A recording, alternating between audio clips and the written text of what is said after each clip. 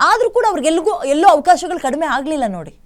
ಸರೋಜಾದೇವಿ ಅವರ ಅಂತಿಮ ದರ್ಶನಕ್ಕೆ ಆ ಮೇಡಮ್ ಅವರು ಓದಿದ್ರಲ್ಲ, ಆ ಶಾಲೆಯ ಮಕ್ಕಳು ಬಂದಿದ್ದಾರೆ. ವಿದ್ಯಾರ್ಥಿಗಳೊಂದಿಗೆ ಬಂದು ಅಂತಿಮ ದರ್ಶನವನ್ನು ಟೀಚರ್ಸ್ಗಳು ಕೂಡ ಪಡೆದುಕೊಳ್ತಾ ಇದ್ದಾರೆ. ಸರೋಜಾದೇವಿ ಅವರ ಅಂತಿಮ ದರ್ಶನಕ್ಕೆ ಅವರು ಓದಿದಂತಹ ಶಾಲೆಯ ಈಗಿನ ಮಕ್ಕಳು ಬಂದಿದ್ದಾರೆ.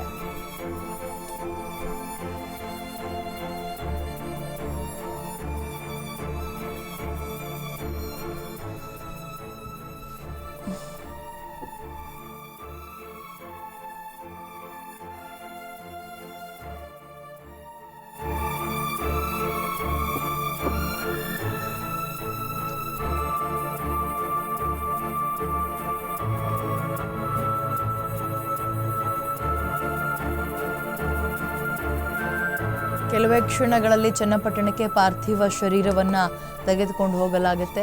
ಸೊ ಇದೀಗ ಸರೋಜಾದೇವಿಯವರ ಅಂತಿಮ ದರ್ಶನವನ್ನು ಪಡೆದುಕೊಂಡಿದ್ದಾರೆ ಸಿಎಂ ಸಿದ್ದರಾಮಯ್ಯ. ಮಲ್ಲೇಶ್ವರಂ ನಿವಾಸಕ್ಕೆ ಆಗಮಿಸಿ ಅಂತಿಮ ದರ್ಶನವನ್ನು ರಾಜ್ಯದ ಮುಖ್ಯಮಂತ್ರಿಗಳು ಪಡೆದುಕೊಂಡಿದ್ದಾರೆ. ಸರೋಜಾದೇವಿಯವರ ಕುಟುಂಬಸ್ಥರಿಗೆ ಸಾಂತ್ವನವನ್ನು ಕೂಡ ತಿಳಿಸಿದ್ದಾರೆ. ಕೆಲವೇ ಕ್ಷಣಗಳಲ್ಲಿ ಇನ್ನೇನು ಚನ್ನಪಟ್ಟಣಕ್ಕೆ ಪಾರ್ಥಿವ ಶರೀರವನ್ನು ತೆಗೆದುಕೊಂಡು ಹೋಗುವಂತಹ ಸಿದ್ಧತೆಗಳೆಲ್ಲವೂ ಆಗಿದೆ. ಇನ್ನೇನು ಕೆಲವೇ ಕ್ಷಣಗಳಲ್ಲಿ ಅದು ಆರಂಭ ಕೂಡ ಆಗುತ್ತೆ. ಈಗಷ್ಟೇ ಮಲ್ಲೇಶ್ವರಂ ಅವರ ನಿವಾಸಕ್ಕೆ ಅಂತಿಮ ದರ್ಶನಕ್ಕೆ ಅಂತ ಸಿಎಂ ಸಿದ್ದರಾಮಯ್ಯ ಅವರು ಬಂದಿದ್ದರು. ಅಂತಿಮ ದರ್ಶನವನ್ನು ಪಡೆದುಕೊಂಡಿದ್ದು ಅವರ ಕುಟುಂಬಸ್ಥರು ಅವರೆಲ್ಲರಿಗೂ ಕೂಡ ಸಾಂತ್ವನ ಹೇಳುವಂತಹ ಕೆಲಸ ಆಗಿದೆ. ಒಂದು ಕಡೆ ಈಗ ಇಲ್ಲಿಂದ ದಶಾವರ ತನಕ ತೆಗೆದುಕೊಂಡು ಹೋಗುವಂತಹ ವೆಹಿಕಲ್ ಅಂದರೆ ಅಂತಿಮ ಯಾತ್ರೆಗೆ ವೆಹಿಕಲನ್ನು ಕೂಡ ರೆಡಿ ಮಾಡಲಾಗಿದೆ, ಗಮನಿಸ್ತಾ ಇದ್ದೀರಿ.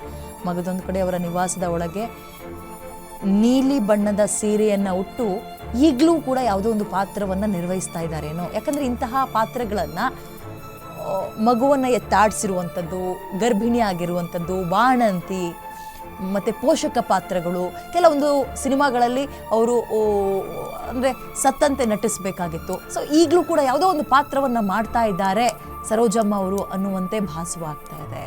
ನೀಲಿ ಸೀರೆಯನ್ನು ಉಟ್ಟು ಕಂಗೊಳಿಸ್ತಾ ಇದ್ದಾರೆ.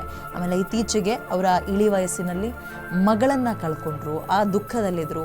ಅದಾಗಿ ಕೆಲವು ತಿಂಗಳಿನಲ್ಲಿ ಪತಿಯನ್ನು ಕೂಡ ಕಳ್ಕೊಂಡ್ರು. ಒಂದು ರೀತಿ ಏಕಾಂಗಿತನ ಅವರಲ್ಲಿ ಕಾಡ್ತಾ ಇತ್ತು. ಮೊಮ್ಮಕ್ಕಳಿದ್ರು, ಮಗ ಇದ್ದರು, ಆದರೂ ಗಂಡ ಮಗಳನ್ನು ಕಳ್ಕೊಂಡು ಒಂದು ರೀತಿ ಏಕಾಂಗಿ ಆಗಿರ್ತಾ ಇದ್ರು. ಆದರೆ ಇನ್ನೊಂದು ಹೇಳಬೇಕು ಅಂತ ಹೇಳಿದ್ರೆ, ಅವ್ರ ಬಗ್ಗೆ ಹಾಡಿ ಹೊಗಳದಂತಹ ನಿರ್ಮಾಪಕರೇ ಇಲ್ಲ.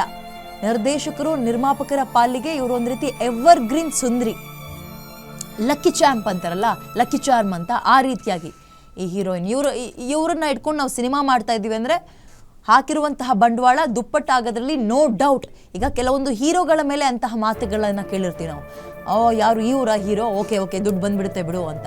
ಬಟ್ ಅಂತಹ ಹೆಸರಿನಲ್ಲಿ ಅಂದರೆ ಅಂತಹ ಸಾಲಿನಲ್ಲಿ ಒಬ್ಬ ಹೆಣ್ಣುಮಗಳು ಗುರುತಿಸ್ಕೊಂಡಿದ್ರು ಅಂದರೆ ಅದರಲ್ಲಿ ಇವರು ಕೂಡ ಒಬ್ಬರು, ಸರೋಜಾದೇವಿ ಅವರು.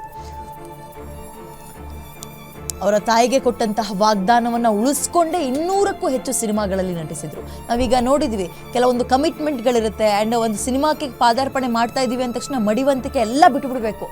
ಈಗ ಆ ಪಾತ್ರಕ್ಕೆ ಹೇಗೆ ಬೇಕೋ ಹಾಗೆ ವೇಷವನ್ನು ಧರಿಸಬೇಕು, ಭಾಷೆಯನ್ನು ಬದಲಾಯಿಸ್ಕೊಳ್ಬೇಕು, ಹೀಗೆಲ್ಲ ಇರುತ್ತೆ. ಇಲ್ಲ ಅಂತ ಹೇಳಿದ್ರೆ ಏನು, ಅವಕಾಶಗಳು ಕುಂಠಿತ ಆಗುತ್ತೆ, ಕಡಿಮೆ ಆಗುತ್ತೆ, ಕಡಿತ ಆಗುತ್ತೆ, ಅವಕಾಶಗಳು ಸಿಗದೇ ಇಲ್ಲ.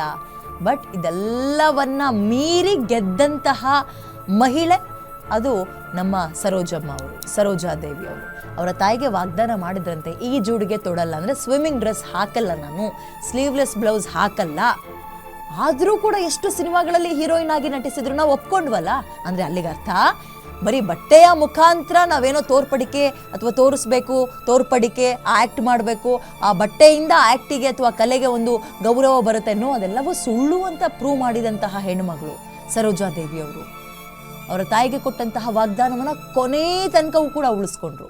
ಅವರ ಒಂದೇ ಒಂದು ತುಂಡುಡಿಗೆ, ಸ್ಲೀವ್ಲೆಸ್ ಬ್ಲೌಸ್ ಆಗಿರ್ಬೋದು, ಸ್ವಿಮ್ಮಿಂಗ್ ಡ್ರೆಸ್ ಆಗಿರ್ಬೋದು, ಅಂತಹ ಫೋಟೋಗಳು ಸಿಗಲ್ಲ. ಮಡಿವಂತಿಕೆ ಕಾಲದಲ್ಲಿ ಸಿನಿಮಾವನ್ನು ಮಾಡಿದ್ರು, ಗೆದ್ರು, 200ಕ್ಕೂ ಹೆಚ್ಚು ಸಿನಿಮಾಗಳಲ್ಲಿ ನಟಿಸಿದ್ರು, ಸೈ ಅನ್ನಿಸ್ಕೊಂಡ್ರು, ಎಲ್ಲವೂ ಓಕೆ. ಆದರೆ ಅವ್ರಿಗಿದ್ದಂತಹ ಕೆಲವೊಂದು ಅವ್ರದ್ದೇ ಒಂದು ಬೌಂಡ್ರಿಗಳನ್ನು ಹಾಕಿದ್ರು, ಅದನ್ನು ದಾಟಿ ಹೋಗಲಿಲ್ಲ. ಬಿಕಾಸ್ ಅಮ್ಮನಿಗೆ ಪ್ರಾಮಿಸ್ ಮಾಡಿದ್ದೀನಿ ನಾನು ಅಂತ. ಮತ್ತೊಂದು ಕಡೆ ನಿಷ್ಠೆ, ಶ್ರದ್ಧೆ ನಾನು ಒಂದು ಚಿಕ್ಕ ಪಾತ್ರವೇ ಆಗಿರಲಿ, ದೊಡ್ಡ ಪಾತ್ರವೇ ಆಗಿರಲಿ, ಅದಕ್ಕೆ ನನ್ನ 100% ಕೊಡಬೇಕು. ಈ ಪಾತ್ರಕ್ಕೆ ಸರೋಜಾದೇವಿ ಅವ್ರನ್ನ ನೆನಪಿಸ್ಕೊಳ್ತಾ ಇದ್ರೆ, ಓಕೆ, ಸರೋಜಾದೇವಿ ಅವ್ರನ್ನ ಬಿಟ್ಟರೆ ಇನ್ಯಾರಿಂದಲೂ ಮಾಡೋಕ್ಕಾಗಲ್ಲ ಅನ್ನುವಂಥದ್ದು ನಿರ್ದೇಶಕರ ತಲೆಗೆ, ನಿರ್ಮಾಪಕರ ತಲೆಗೆ, ಆಡಿಯನ್ಸ್ಗಳು ಅಂದರೆ ವೀಕ್ಷಕರ ತಲೆಗೆ, ಹೀರೋ ಅವರ ಗಮನಕ್ಕೂ ಹೋಗಬೇಕು ಅನ್ನುವಂತಹ ಎಫರ್ಟ್ ಹಾಕಿದ್ರು. ಪರಿಣಾಮ ಇವತ್ತು ನಾವೆಲ್ಲರೂ ಕೂಡ ಅವರಿಲ್ವಲ್ಲ ಅನ್ನೋದಕ್ಕೆ ದುಃಖವನ್ನು, ಸಂತಾಪವನ್ನು ವ್ಯಕ್ತಪಡಿಸ್ತಾ ಇದ್ದೀವಿ ಅಲ್ವಾ. ಹತ್ತಾರು ಪ್ರಶಸ್ತಿಗಳು ಒಲಿದು ಬಂದಿತ್ತು ಅವರಿಗೆ. ಸರಸ್ವತಿ, ಕರ್ನಾಟಕ ಸರ್ಕಾರ ಅಭಿನಯದ ಸರಸ್ವತಿ ಗೌರವ ಯಾವಾಗ 1965ರಲ್ಲಿ, ಅದೇ 69ರಲ್ಲಿ ಪದ್ಮಶ್ರೀ ಸಿಕ್ತು, 1992ರಲ್ಲಿ ಪದ್ಮಭೂಷಣ ಸಿಕ್ತು, 2008ರಲ್ಲಿ ಜೀವಮಾನ ಸಾಧನೆಯ ಪ್ರಶಸ್ತಿಯನ್ನು ಮುಡಿಗೇರಿಸ್ಕೊಂಡ್ರು, 2009ರಲ್ಲಿ ಡಾಕ್ಟರ್ ರಾಜ್ಕುಮಾರ್ ಜೀವಮಾನ ಸಾಧನೆಯ ಪ್ರಶಸ್ತಿ ಸಿಕ್ತು, 88ರಲ್ಲಿ ರಾಜ್ಯೋತ್ಸವ ಪ್ರಶಸ್ತಿ ಅವ್ರಿಗೆ ಸಿಕ್ಕಿತ್ತು, 2009ರಲ್ಲಿ ತಮಿಳುನಾಡು ಸರ್ಕಾರದ ಕಲೈಮಾಮನಿ ಜೀವಮಾನ ಸಾಧನೆ ಪ್ರಶಸ್ತಿ ಸಿಕ್ತು. ನಾನು ತಮಿಳುನಾಡಿನ ವಿಚಾರವನ್ನು ಇದನ್ನು ಪದೇ ಪದೇ ಹೇಳಲೇಬೇಕು. ಚತುರ್ಭಾಷೆ ನಟಿ ಅಂತ ಕರೆಸ್ಕೊಂಡಿದ್ದು, 4 ಭಾಷೆಗಳಲ್ಲಿ ಬಹಳ ಅಮೋಘ ಅತ್ಯದ್ಭುತ ಆ್ಯಕ್ಟನ್ನು ಮಾಡಿದ್ರು, ಸೈ ಅನ್ನಿಸ್ಕೊಂಡಿದ್ರು ಅಂತ. ಆ್ಯಂಡ್ ತಮಿಳಿನಲ್ಲಿ ಇವರಿಗೆ ಒಂದು ಹೆಸರನ್ನು, ಈಗ ನಾವು ಹೇಳ್ತೀವಲ್ಲ ಇಂಥ ಸ್ಟಾರ್, ಹಾಗೆ ಆ ಸ್ಟಾರ್ ಈ ಸ್ಟಾರ್ ಅಂತ, ಹೀರೋಯಿನ್ಗಳಿಗೂ ಇರ್ತಾರೆ, ಹೀರೋಗಳಿಗೂ ಇರ್ತಾರೆ. ಅದೇ ರೀತಿಯಾಗಿ ತಮಿಳ್ನಾಡಿಗರು ಕೂಡ ಕನ್ನಡದ ಗಿಳಿ ಅಂತಲೇ ಅವ್ರನ್ನ ಕರೆಯಲಾಗ್ತಾ ಇತ್ತು. ತಮಿಳ್ನಾಡು ಭಾಷೆಯಲ್ಲೇ ಹೇಳೋದಾದರೆ ಇದೀಗ ಕನ್ನಡತು ಪೈಂಗಿಲಿ ಪೈಂಗಿಲಿ ಅಂದರೆ ಗಿಳಿ ಅಂತ, ಕನ್ನಡದ ಗಿಳಿ ಅನ್ನುವಂತಹ ಅಡ್ಡ ಹೆಸರು ಕೂಡ ಅವರಿಗೆ ಸಿಕ್ಕಿತ್ತು. ಲೇಡಿ ಸೂಪರ್ ಸ್ಟಾರ್, ಕನ್ನಡದ ಮೊದಲ ಲೇಡಿ ಸೂಪರ್ ಸ್ಟಾರ್ ಅಂತ ಕೂಡ ಕರೆಸ್ಕೊಂಡಿದ್ರು. ಇವ್ರು ಸೆಟ್ಟಿಗೆ ಹೋಗ್ತಾ ಇದ್ದಂಗೆ ಆಟೋಮೆಟಿಕ್ ಆಗಿ ಆ ಗೌರವ, ಕೆಲವೊಬ್ರು ಹೆಂಗಂದ್ರೆ ಮೇಡಮ್ ಅಂದಿಲ್ಲ ಅಂದರೆ, ಸರ್ ಅಂದಿಲ್ಲ ಅಂದರೆ ಕೇಳಿ ಕರೆಸ್ಕೊಳ್ಳುವಂತಹ ಕೆಲವೊಂದು ಮನಸ್ಥಿತಿಗಳನ್ನು ನಾವು ನೋಡಿರ್ತೀವಿ. ಅದರ ನಡುವೆ ಕೆಲವೊಬ್ರು ಹಾಗಾಗಲ್ಲ. ಅವ್ರು ನೋಡ್ತಾ ಇದ್ದಂತೆ ಆಟೋಮೆಟಿಕ್ ಆಗಿ ಗೌರವ, ಎದ್ದು ನಿಂತ್ಕೊಳ್ಬೇಕು, ಕೈ ಮುಗಿಬೇಕು, ನಮಸ್ತೆ ಮಾಡಬೇಕು, ಸರೆಂಡರ್ ಆಗಿಬಿಡ್ತೀವಿ ಕೆಲವೊಬ್ರು ಮುಂದೆ. ಆ ರೀತಿಯ ಕೆಲವೊಂದು ಒಂದು ಜೀವಗಳಲ್ಲಿ ಸರೋಜಾ ಅವರು ಕೂಡ ಒಬ್ಬರು ಅಂದರೆ ತಪ್ಪಾಗಲಿಕ್ಕಿಲ್ಲ.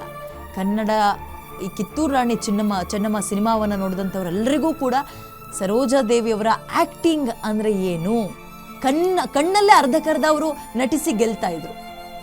ಬಾಡಿ ಲ್ಯಾಂಗ್ವೇಜ್, ಆಮೇಲೆ ಕಣ್ಣಲ್ಲೇ ನಟಿಸಿ ಗೆಲ್ಲೋದು ಎಲ್ಲರ ಕೈಲೂ ಆಗ್ತಾ ಇರಲಿಲ್ಲ. ಆ ಎಲ್ಲ ಹೆಗ್ಗಳಿಕೆಯನ್ನು ಸಾಧಿಸಿದರು. ಇನ್ನೊಂದು ಹೇಳಲೇಬೇಕು, ಇದನ್ನು ಯಾರನ್ನೂ ಹಂಗಿಸೋಕೋ ಅಥವಾ ಮತ್ತೊಂದು ಅಲ್ಲವೇ ಅಲ್ಲ. ಇತ್ತೀಚಿನ ದಿನಗಳಲ್ಲಿ ಸೋಷಿಯಲ್ ಮೀಡಿಯಾಗಳಲ್ಲಿ ಕೆಲ ಹಿರಿಯ ಕಲಾವಿದರು ಅವರ ವೃದ್ಧಾಪ್ಯದಲ್ಲಿ ಆರ್ಥಿಕ ಸಂಕಷ್ಟದಲ್ಲಿ ಸಿಗಾಕೊಂಡಿರೋದನ್ನು ನಾವು ನೋಡಿದ್ದೀವಿ.